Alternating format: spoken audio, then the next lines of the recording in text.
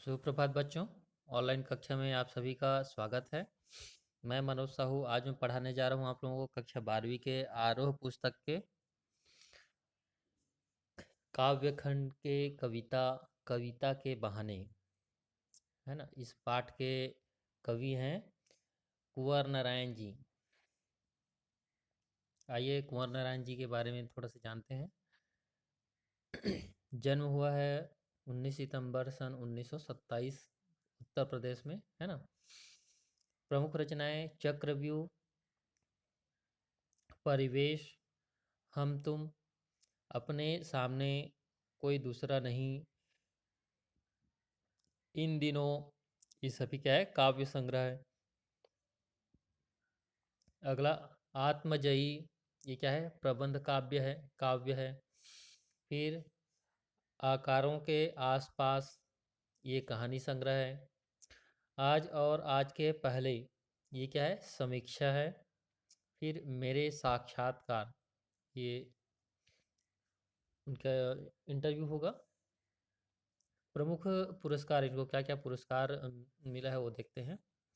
साहित्य अकादमी पुरस्कार, कुमारन आसान पुरस्कार, व्यास सम्मान, प्रेमचंद पुरस्कार, लोहिया सम्मान, कबीर सम्मान, ज्ञानपीठ पुरस्कार, है ना। आइए आगे देखते हैं। गर्द से ढकी हर पुरानी किताब, गर्द से ढकी हर पुरानी किताब खोलने की बात कहने वाले कुंवर नारायण ने सन 1950 के आसपास काव्य लेखन की शुरुआत की। उन्होंने कविता के अलावा चिंतन परक लेख, मतलब विचार करने वाले लेख, कहानियाँ और सिनेमा तथा अन्य कलाओं पर समीक्षाएं भी लिखी हैं। किंतु कविता की विधा को उनके सृजन कर्म में हमेशा प्राथमिकता प्राप्त रही। नई कविता के दौर में जब प्रबंध काव्य का स्थान प्रबंधत्व की दावेदारी लंबी कविताएं लेने लगी, तब कुंवर नारायण ने आत्मजयी जैसे प्रबंध काव्य रचकर, मतलब लिखकर भरपूर प्रतिष्ठा प्राप्त की। आलोचक मानते हैं कि उनकी कविता में व्यर्थ का उलझाव, अखबारी सतहीपन और वैचारिक धुंध के बजाय संयम, परिष्कार और साफ सुथरापन है। भाषा और विषय की विविधता उनकी कविताओं के विशेष गुण माने जाते हैं। उनमें यथार्थ का खुरदरापन भी मिलता है। यथार्थ मतलब वास्तविक जीवन में जो होती है, जो बात होती है ना, वो उसका खुरदरापन भी मिलता है और उसका सहज सौंदर्य भी। सीधी घोषणाएं और फैसले उनकी कविताओं में नहीं मिलते, क्योंकि जीवन को मुकम्मल तौर पर समझने वाला एक खुलापन उनके कवि स्वभाव के मूल विशेषता है। इसलिए संशय, संभ्रम, प्रश्नाकुलता उनकी कविता के बीज शब्द हैं। आइए ये कविता के बारे में जानते हैं। यहाँ पर कुंवर नारायण सिंह की जो रचना है ना, कविता के बहाने, है ना, इन दिनों संग्रह से ली गई है। ठीक है, ये कविता के बहाने किस संग्रह से ली गई है? इन दिनों। आज का समय कविता के वजूद को लेकर आशंकित है। ठीक है, मतलब आगे के समय में कविता का क्या होगा, कविता आगे लोग कविता रचेंगे, बनाएंगे कि नहीं, है ना। तो ऐसे शक है कि यांत्रिकता के दबाव से, यांत्रिकता मतलब ये मशीनीकृत जो जीवन है, जीवन शैली है ना, तो उसके दबाव में कविता का अस्तित्व कहीं, मतलब अस्तित्व नहीं रहेगा, ऐसा मतलब आशंका है उनको। ऐसे में यह कविता कविता के अपार संभावनाओं को टटोलने का अवसर देती है। मतलब कुछ भी हो, कविता का विषय अनंत है करके उसका संभावना के बारे में बताया जा रहा है। कविता के बहाने यह एक यात्रा है जो चिड़िया फूल से लेकर है ना, इस कविता में चिड़िया फूल से लेकर बच्चे तक की एक ओर प्रकृति है, दूसरी ओर भविष्य की ओर कदम बढ़ाता बच्चा। ठीक है, प्रकृति मतलब फूल, और आगे कदम बढ़ाता, भविष्य की ओर कदम बढ़ाता बच्चा, है ना। कहने की आवश्यकता नहीं कि चिड़िया की उड़ान की सीमा है, फूल के खिलने के साथ उसकी परिणति निश्चित है। ठीक है, मतलब चिड़िया जित कितना भी उड़े, वो ज़्यादा से ज़्यादा 1-2 किलोमीटर तक उड़ेगी, या ज़्यादा से ज़्यादा 4-5 किलोमीटर उड़ेगी, लेकिन वापस वो वहीं पर ही आगे आएगी। फूल भी क्या है, जब भी खिलेगा तो 1-2 दिन में वो मुरझा ही जाएगा, है ना। लेकिन बच्चे के सपने असीम हैं, लेकिन बच्चों के जो सपने होते हैं वो कैसे हैं, असीम हैं, मतलब असीमित है, उसके उन सपने का कोई सीमा नहीं है। बच्चों के खेल में किसी प्रकार की सीमा का कोई स्थान नहीं होता। कविता भी शब्दों का खेल है, और शब्दों के इस खेल में जड़ चेतन और अतीत वर्तमान। जड़ मतलब जो जीवित है, जो हिलता डुलता नहीं है, या कोई भी वस्तु बोल सकते हो। चेतन मतलब जो सजीव है, अतीत जो बीता हुआ समय, वर्तमान जानते हो अभी, प्रेजेंट है ना, और भविष्य है ना, फ्यूचर, सभी उपकरण मात्र हैं। इसलिए यहाँ कहीं, जहाँ कहीं रचनात्मक ऊर्जा होगी, वहाँ सीमाओं के बंधन खुद ब खुद टूट जाते हैं। वो चाहे घर की सीमा हो, भाषा की सीमा हो, या फिर समय की ही क्यों ना हो। आइए शुरू करते हैं कविता। आइए इसके शब्दार्थ देख लेते हैं पहले। महकना अर्थात सुगंध बिखेरना, चक्कर अर्थात प्रभाव दिखाना, टेढ़ा फंसना, बुरा फंसना, पेचीदा अर्थात कठिन जटिल, धैर्य मतलब धीरज, बेहतर मतलब बुरी, करतब मतलब चमत्कार, तमाशबीन मतलब तमाशा देखने वाला या दर्शक, शाबाशी मतलब प्रशंसा या प्रोत्साहन, जोर मतलब बलपूर्वक, चूड़ी मारना अर्थात पेच कसने के लिए बनाई गई चूड़ी का नष्ट होना, कसाव मतलब कसावट, सहूलियत मतलब आसानी या सरलता बरतना, प्रयोग करना। आइए आगे शुरू करते हैं कविता।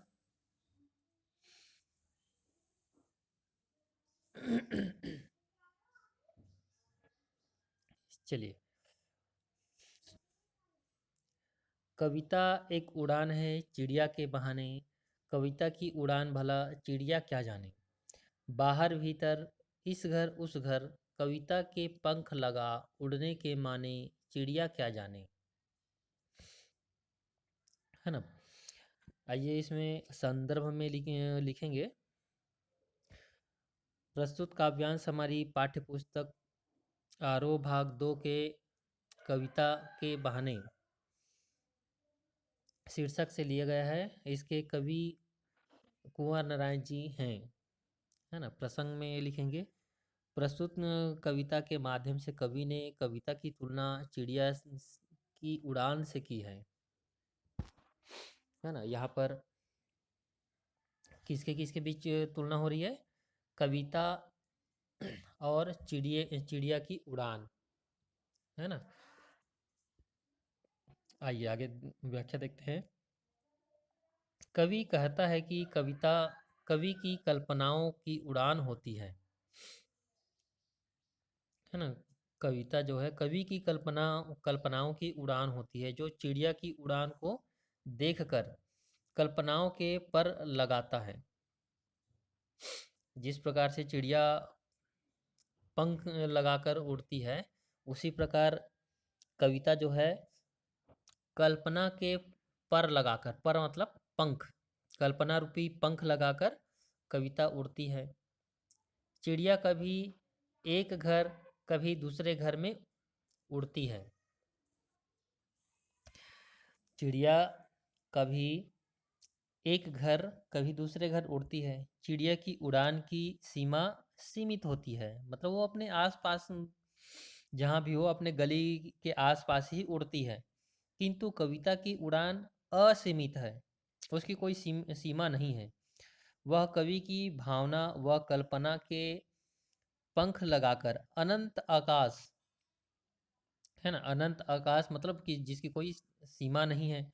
कभी घर के अंदर, मतलब कभी घर के अंदर कोई भी चीज़ है उसके ऊपर कविता बनाते हैं, है ना। कभी घर के बाहर के संसार को छंदबद्ध कर सकती है, मतलब खेत खलिहान पहाड़ पर्वत को लेकर कविता बनाते हैं, जिसके बारे में बेचारी चिड़िया भी नहीं जानती है। ठीक है, मतलब चिड़ियों की जो उड़ान है वो एकदम सीमित है, वो अपने आसपास ही उड़ती है। लेकिन कविता जो है उसकी कोई सीमा नहीं है। घर के छोटे से छोटे चीज को लेकर भी कविता हो सकती है ना। और अनंत आकाश से भी हो, मतलब कविता लिख सकते हैं, सागर से लिख सकते हैं, मतलब कोई इसकी सीमा नहीं है ना। और उसी कल्पना को चिड़िया जो पंख लगा के उड़ती है, तो यहाँ पर जो कल्पना है उसको बोल रहे हैं, और उससे वो पता नहीं कहाँ उड़ जाएगी कविता, मतलब उसकी कोई और छोर सीमा नहीं है। आइए इसमें विशेष देखते हैं। पहला, चिड़िया क्या जाने, इसमें प्रश्न अलंकार है ना। इसमें मानवीकरण का पुट भी है ना, मतलब जानना नहीं जानना ये मानव की का गुण होता है ना। तो यहाँ पर चिड़िया क्या जाने बोल रहा है, चिड़िया से मानव की तरह ज्ञान की अपेक्षा की गई है ना, इसलिए इसमें मानवीकरण अलंकार है। दूसरा, भाषा अत्यंत सरल सुगम और प्रवाहमयी है। तीसरा, कविता का मानवीकरण किया गया है। चौथा, कविता के पंख लगाने में रूपक अलंकार है। पांचवा, बाहर भीतर इस घर उस घर में र की आवृत्ति से अनुप्रास अलंकार है ना। चलिए आइए अगले अगले कविता देखते हैं।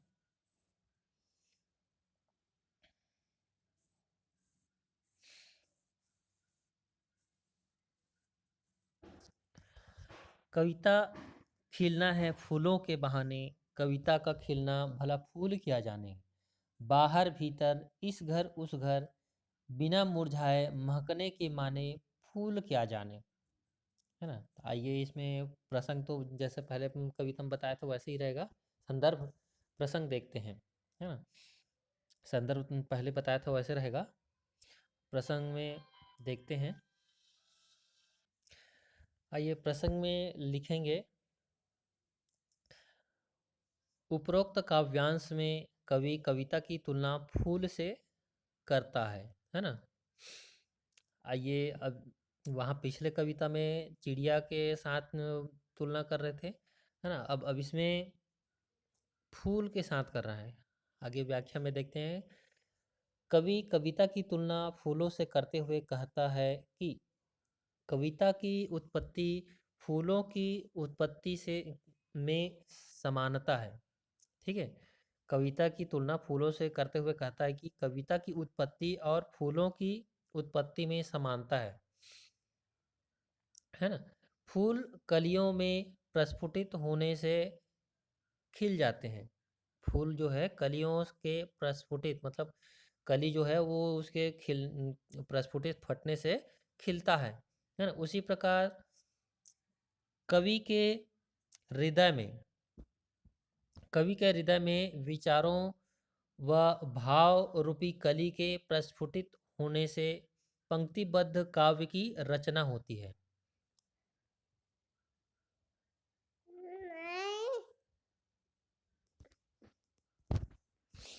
ना।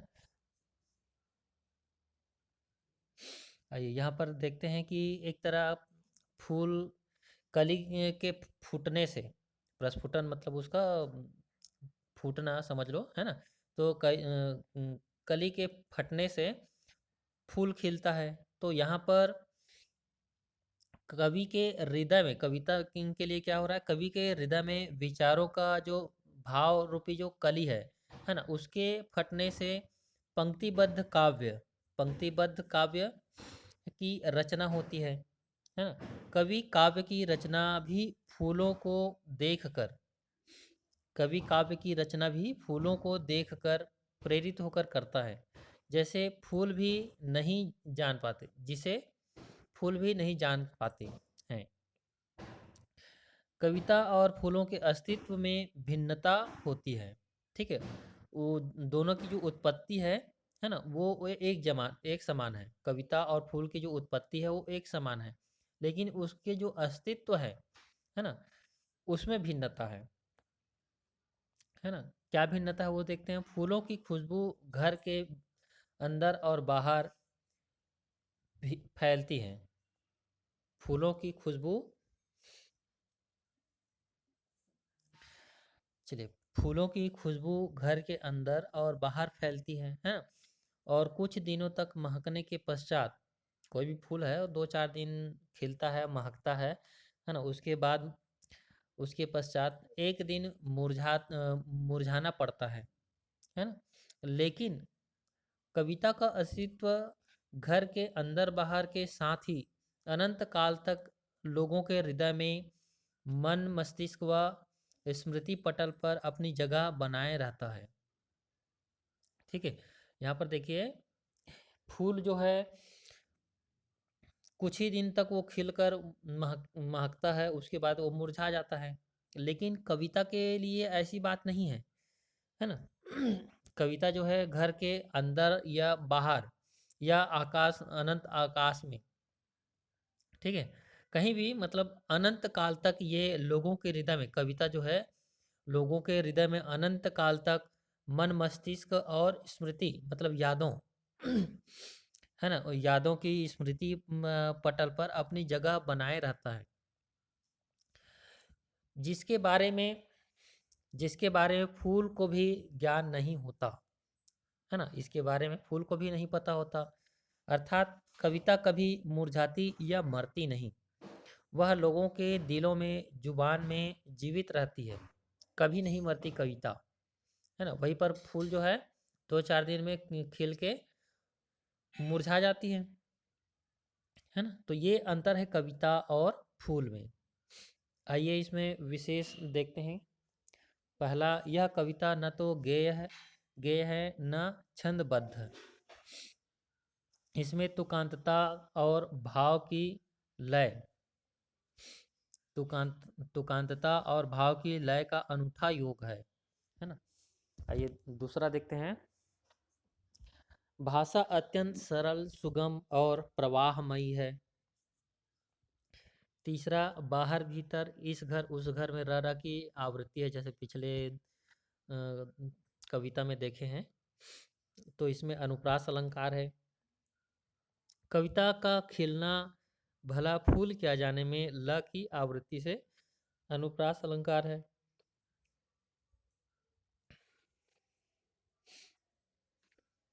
आइए अगली कविता देखते हैं।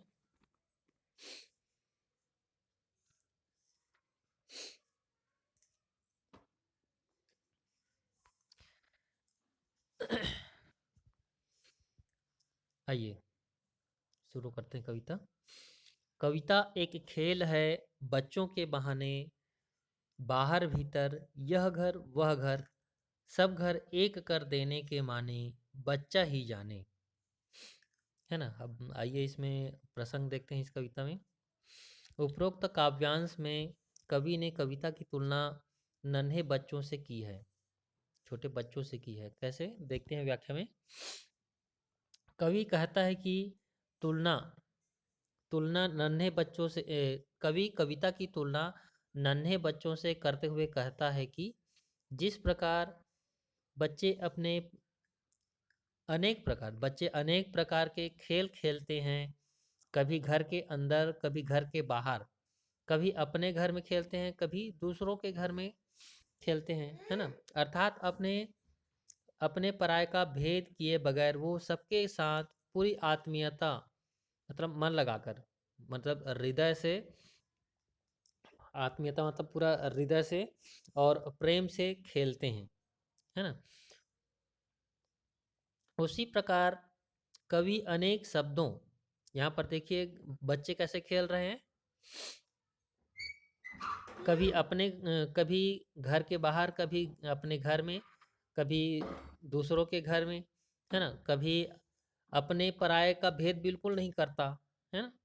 तो और पूरी आत्मीयता से, दिल से, प्रेम से खेलता है। ठीक उसी प्रकार कवि अनेक शब्दों, भावों, विचारों और कल्पनाओं से खेलता हुआ एक सुंदर आत्मप्रिय, ठीक है, मतलब आत्मा को जो प्रिय लगे, अच्छा लगे, आनंददायक काव्य की रचना करता है। काव्य लेखन के समय कवि हृदय भी अपने पराय के भाव से रहित, है ना, अपने पराय का भेदभाव नहीं करते हुए, है ना, उस चीज से, अपने पराय के भाव से दूर रहकर, है ना, और सिर्फ एकता, समता और समरसता का संदेश देते हुए, समता मतलब समान, समरसता मतलब एक जैसे, संदेश देते हुए लेखन करता है। ऐसी समरसता और अपनापन के भाव सिर्फ बच्चे ही जानते हैं, है ना, मतलब उनका जो खेल होता है उसी में सिर्फ ऐसे समरसता और अपनापन के भाव होते हैं। कविता बंधन मुक्त होती है। कविता कैसी होती है? बंधन मुक्त होती है। आइए इसमें अब विशेष क्या है वो देखते हैं। पहला, यह कविता न तो गेय है, गेय मतलब गाने योग्य, है ना, गेय है न छंदबद्ध। इसमें तुकांतता और भाव की लय का अनूठा योग है, मिश्रण है ना। बहाने, जाने माने की तुक से कविता में प्रभाव आ गया है। दूसरा, भाषा अत्यंत सरल, सुगम और प्रवाहमयी है। तीसरा, बाहर भीतर, इस घर उस घर में र की आवृत्ति से अनुप्रास अलंकार, ये सभी में हम देख रहे हैं, है ना, इस तीनों तीनों कविता में हम देखे हैं। चौथा, बच्चों के बहाने में अनुप्रास अलंकार है, ब की आवृत्ति हो रही तो यहाँ पर भी अनुप्रास अलंकार है। आइए इस तरह से ये हमारी कविता समाप्त हो गई।